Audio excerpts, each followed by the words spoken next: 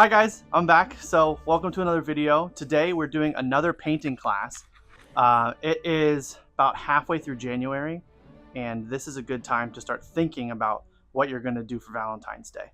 The video that came out on Tuesday, which is the day we're filming this actually, was about Valentine's cards. And I'm actually going to be teaching a Valentine's Day painting class, a couples class, and that's what we're going to do today. So you can see behind me here, I've got a painting, but it's a couples class. And so I'm going to have two paintings. So I have the wonderful Miss Hilary. Wave hi to the camera, Hill. She's Hi got guys. her very cute little hat on doing her thing. She's going to be painting along with me. So you'll see her version and my version. You can see one's a buck, one's a doe, male and a female deer. And hopefully by the time we're done with these, if I planned it properly, they're going to match up really nicely with each other and they'll make for a really cute couples painting. We can hold it up, hang it up next to each other. It'll be a really cute kind of deal. Fingers crossed that it all works out. Hillary's a great painter. I obviously know what I'm doing, so I think we'll be fine. She's done a couple of my classes before, and they always come out good. So we're going to kind of work back and forth. She's got a mic on as well. I'm sure you heard her say hi. Just make sure when you are talking that you talk a little louder than you would expect to, because these mics really want you to be here. And since it's facing away from us, we got to speak up just a tad. Okay, I'll scream. That's perfect volume, I assume. So we're gonna jump right into it. Hill, if you don't mind putting your palette in the middle so that they can see yours, because yours is a lot cleaner. We have a bunch of colors today. We've got 6 colors. The primaries, red, yellow, and blue. We've also got a bit of a green, and then a black and a white. Hopefully that's gonna be everything we need. If not, we can always get more paint, but I think we're gonna need to refill on a couple colors later today as well. Not really concerned about it. So what I'm going to do is I'm going to zoom in so you won't really be able to see much of me, but you'll see the 2 paintings getting done at the same time. And hopefully this will make for a really interesting video. And I think this will be fun because Hilary will be able to ask me questions that you guys may ask me while I'm teaching the class that I don't always think about while I'm just doing it by myself. So I'm going to go ahead and zoom in real quick and we're going to get started. So let's go ahead and get started. So Hill, you've got 3 brushes with you. We've already went over our colors. You should have a large flat brush, a smaller flat brush, and then a small round brush. You've obviously got your colors, you've got your canvas. When I teach the class, we will actually be able to do stencils, so I can stencil everything on. So when we're done painting today, I'm gonna trace the stencils for our deer for my class. And so that way, cool. Everybody will already have the deer drawn on for them, and I don't have to hand draw these deer every single time. We also have a cup of water and some paper towels, standard things that we would need in a class with us. And we're gonna go ahead and get started. So, as you guys know, every time I start a painting, especially a painting done in acrylics, I work from back to front. The furthest thing away in our painting today is the sky, and so that's what we're gonna do. Now, Hilary and I talked a little bit about what we think would be nice when we started, before we started at least. And we think that a pink sky would look kind of cool. So because it'll give us some contrast for the stuff down below. So I'm going to go in initially with the main 3 colors being white, red, and yellow. That's just going to give me a nice vibrant sky. So we're going to start with some red. Let me get my brush a little wet. I think I saw you doing that already, Hill. Awesome. She's ahead of the game plan. And so I'm going to just grab some red and grab some white. I'm not mixing them on my palette. I don't have enough space to do that. I'll mix them on my actual painting. So you see, there's just 2 colors, a blob of white and a blob of red on there. And I'm just gonna throw it up on the palette, on the canvas, and let it mix together loosely while I'm painting up there. Danger! So you can see, I've kind of drawn some trees in the background, a bit of an outline behind it, Hill. And I'm just going to kind of just go over the edge of those tree lines. I'm going to do some yellow as well. And I'm not really concerned with avoiding this deer completely. I know I'm going to go over the edges a little bit. So I'm just going to kind of let it happen. Some of this graphite that I drew the deer on with will probably come up when I paint over top of it, but it is what it is. I'll just let it blend into what we've got there. It's not going to make that much of a difference. And you'll see here, I'm kind of doing horizontal strokes. It's not necessary to do horizontal strokes, but it does help to kind of push the sky into the background. And I don't know if you were looking while I was working, Hill, I also added some yellow into my sky. Oh yeah, we saw the yellow. And it's just going to help me to get a bunch of interesting details. You see my color's not really blended at all. Or, I mean, it blends to the extent that it will blend on the painting, but I'm not concerned about a smooth color, if that makes sense. So typically, when you look at the sky, the higher up in the sky you go, the darker the color's going to seem. So I'm going to go in with some more pink and less white and yellow toward the top. So I'm just going to put basically straight red onto that. And that's just going to kind of darken things up toward the top of the sky for me. It's kind of a little shortcut that you pick up when you paint a lot of landscapes. Making the top of the sky a little darker is going to help you to get some depth going on that you wouldn't necessarily have otherwise. And in the same idea, I'm going to add some more white to the bottom so that it's lighter on the bottom as well. Now, I never do this when I'm teaching these classes at home for the samples or in person because I'm lazy, but you should, whenever you're making a painting on a canvas that is wrapped around the sides of the frame, you should always put paint on the sides of the frame as well. If you'll look, Hill, I wasn't really too concerned about not going inside the lines. It will still show through. I wouldn't worry too much about it. Because we're going to have to make our own outline later anyway, so that's pretty good for me. Hill's going to be a little slower than me, obviously, because she doesn't do this for a living, but that's totally fine. Rude as hell. Because it gives me time to kind of walk around and help people during the class itself. So I'm going to let this sit for a little bit while Hill catches up. We'll probably speed through the process. You know, there's no shame in anybody's game. You go as fast or slow as you like. As long as you're happy at the end, I'm happy with you. So we're going to let Hill catch up, and then we'll move on to the next step.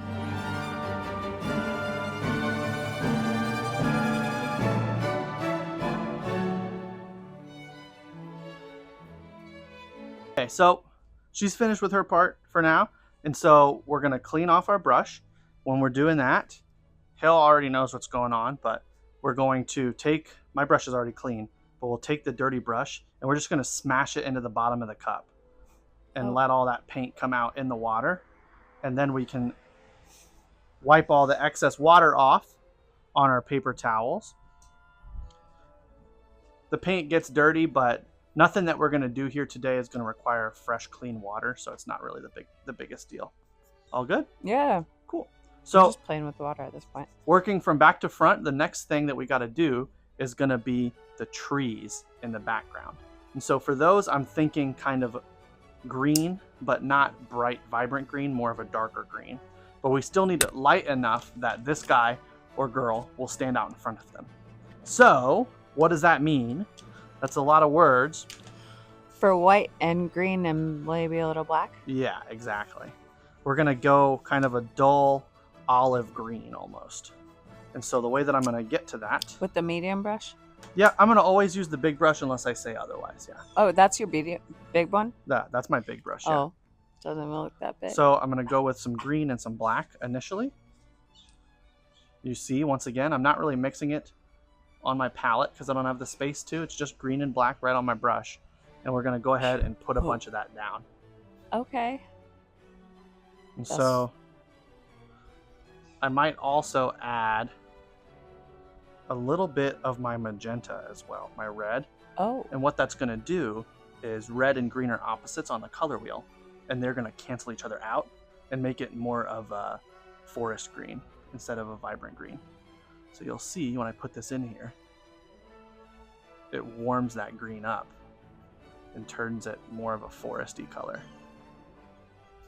But you see, it's not a smooth, consistent color. And so I'm just going to fill that space in. I'm not worried about the top edge yet. I'm just filling in everything underneath it for now. That's above our ground line. Very wild. Okay. For these strokes, I want to keep them mostly vertical as well, because the trees are vertical. Yeah, so I don't even think I'm going to need much black at all. Just do mostly green and a little bit of your red mixed into it.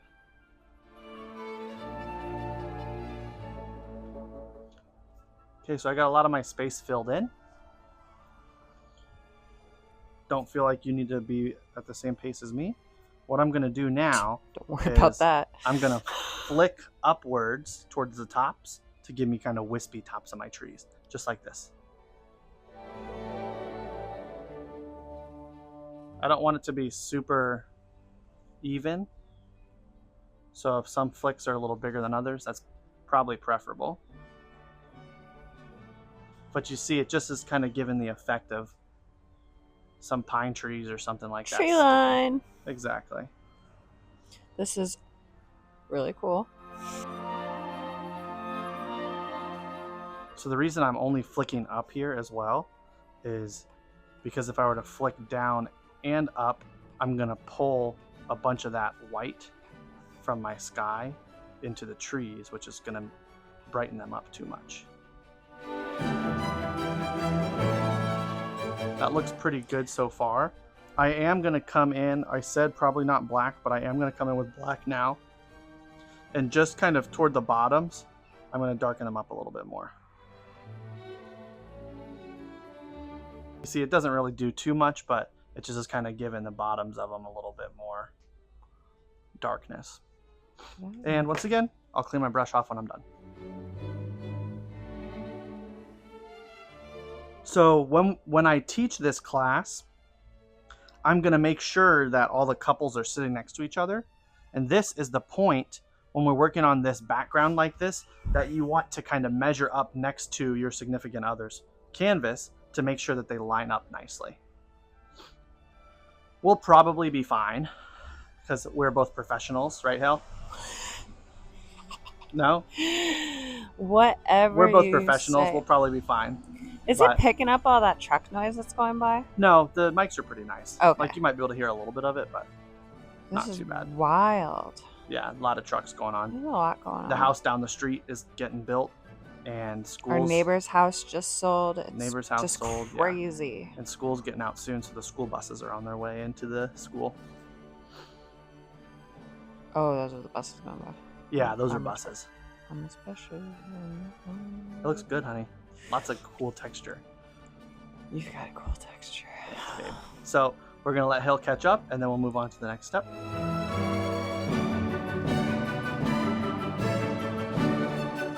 So Hilary just did something that I liked, and this is kind of one of the good things about working with somebody else when I'm making these. She put a little bit of yellow in her green just around the deer so that we can brighten up what's behind the deer, because it's going to be a silhouette.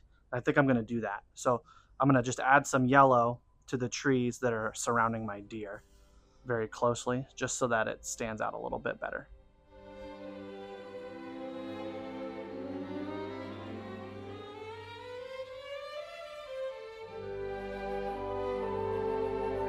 Okay. Cool?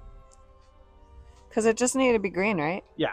Okay, Hill did that. Now we'll jump onto the black. So once again, start at the bottom, Hill, and work up into the deer. Oh, and it's going to be black? Black, all black. And then we're going to add some flowers and grass details into this black. Okay. If you want, when you get to the deer, to switch down to a smaller brush, go for it. Okay. But for now, we're just doing black. If your black is a little dirty, it's not the end of the world. Like if you got a little bit of green in it from the last step, don't worry too much about that. But you see, if you're noticing that this is going on, you need more paint. It just means you need more paint and some water. And a little bit of water. Yep. Because we want it to be very thick. We don't want to have to do 100 coats of this to get it to cover. Something we can do here when we get to the top edge, Hill, is give it some little flicks up so it looks like grass. Just like we did for the trees, but smaller. And we're going to come in and do some more detail work to that later. So there's that. Then I'm going to move on to my deer as well. Same thing. But I am going to go down in brush size. So I moved on to my medium flat brush.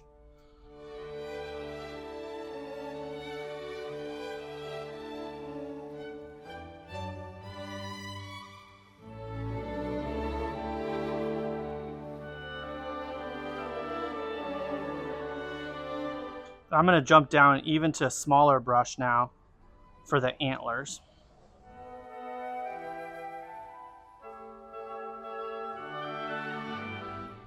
And so this step is a step that only the guys will have to do, or any girl who wants to paint a buck. But we're going to do some antlers. I've drawn on a pretty standard looking set of antlers on this guy.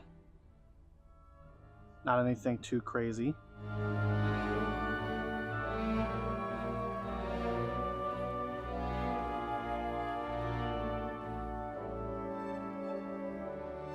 All right.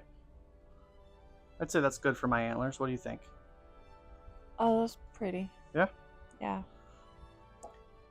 He's a handsome boy. Why am I so weird? So the main details now are finished, but we're going to have to come in and do some more touch-up work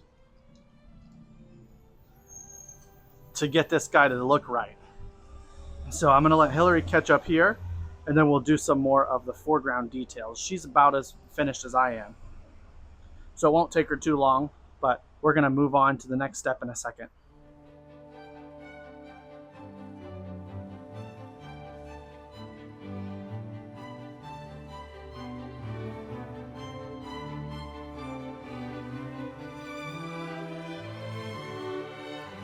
Okay, so we're going to come in through here now and do some highlighting. Hill's kind of getting a head start on me because she knows what's coming up. But now that we've got this dark foreground in place, we're going to add some green grass and maybe some flowers and things like that to the underneath parts.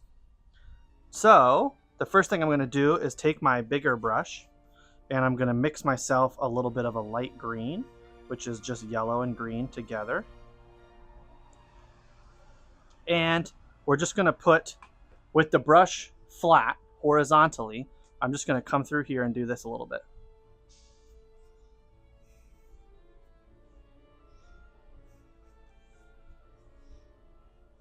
And you see that's just giving me some grass texture.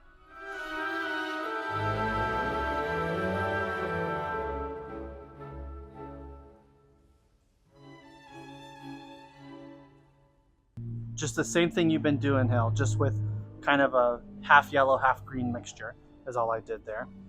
You were using your big brush? Yep. The same way you added those little flat details of grass to the tops of your foreground is the same technique, just little upwards And you were flicks. using yellow and green? Yellow and green, yep. It's just a texture thing more than anything, so just put it wherever you feel like you want it. Doesn't have to be consistent.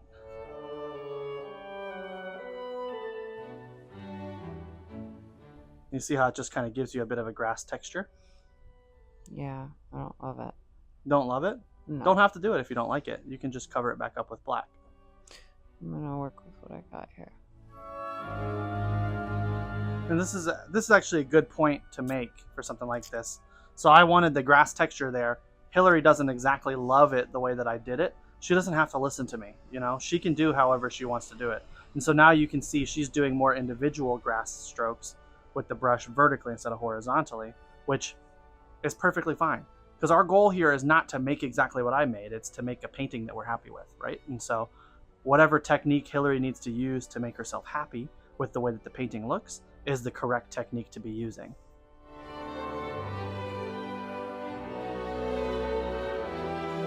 And so when I step back, it's really dark around my deer and I want to lighten it up a little bit. So what I'm going to do is I'm going to add some more yellow to the trees around my deer for now, just because it's something that I see that I need to add. You on the same page as me, Hill? What? I'm going to lighten up all of this area a little bit more around. Yeah, I like it best between my legs. Yeah. What do you mean by that? And so I'm going to do some more yellow and green, just like I did for the grass. And we're going to make some brighter highlights around the deer itself. Okay, this is just getting mucky. and I'll just let it kind of fade off as it gets further away from the deer.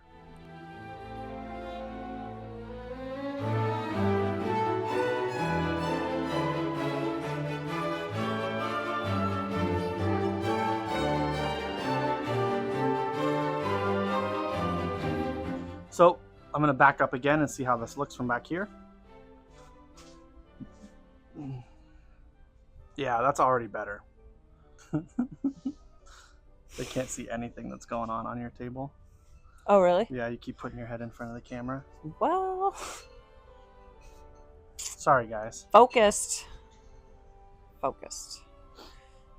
I backed it up a little bit more.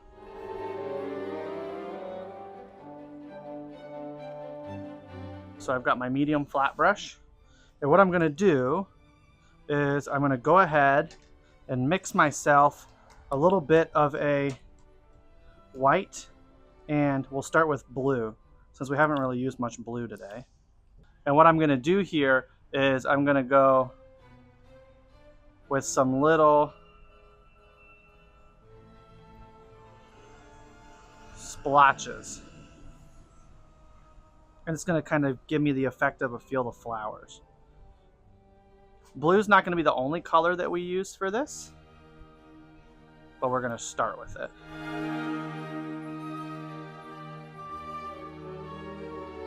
And then I'll move on over to a light pink. So same idea, white and some of our pink.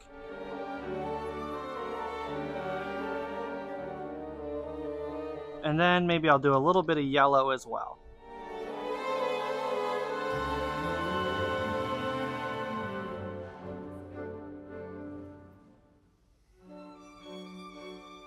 This is the point where I'm happy with it. What do you think? That's really pretty, babe. And this is just kind of give us a little bit more detail in the foreground that we didn't necessarily have to begin with. So we'll let Hilary catch up and then we'll move on to the next step. There's not too many steps left, I don't think. But we are just kind of winging this. I've never made this painting before, so we'll be done when we think we're done.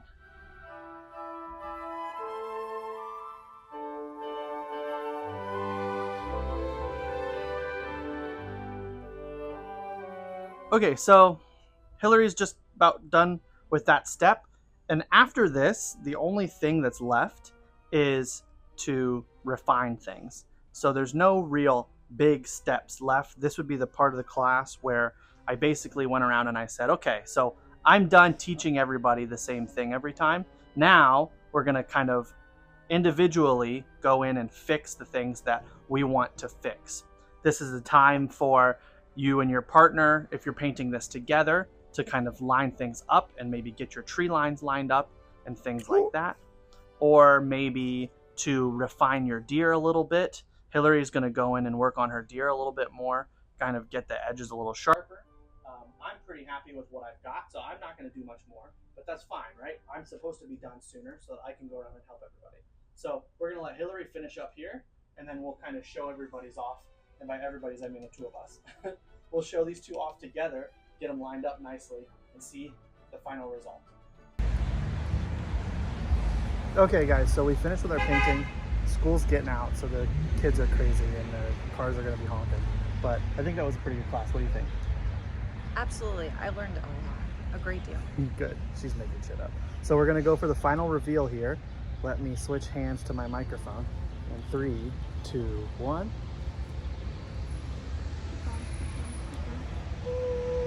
I think that's pretty good. It would have been better if you could see Hilary, I suppose, but peekaboo. But that's awesome. They lined up perfectly. We didn't have to do any edits to them because we are professionals, like I said.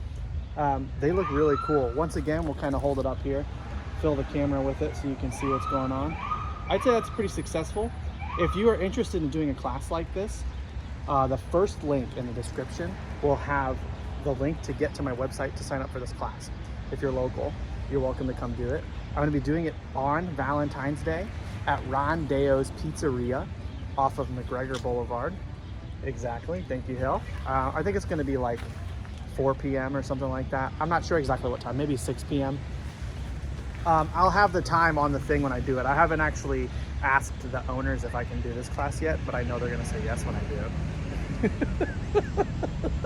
But yeah, so it'll be on Valentine's Day at Rondeo's Pizzeria on McGregor Boulevard. Probably like somewhere between 4 and 6 p.m. is when it's gonna start. But if you guys enjoyed the video, don't forget to hit the Perfect like. fun class before you have dinner. Exactly, great food, good class, fun atmosphere. Even if you just come for drinks and a painting class. Just and drinks you have and a painting reservations class. somewhere else. Love it, exactly. You can be done by dinner. Thank you, El. If you guys like the video, don't forget to like, subscribe, ring the bell, all those standard YouTube things. I really appreciate it. Leave a comment. Let me know if you think these turned out well. If you want to do something like this in the future. I think that's about all I got to say. All right. I'll see you guys in the next one.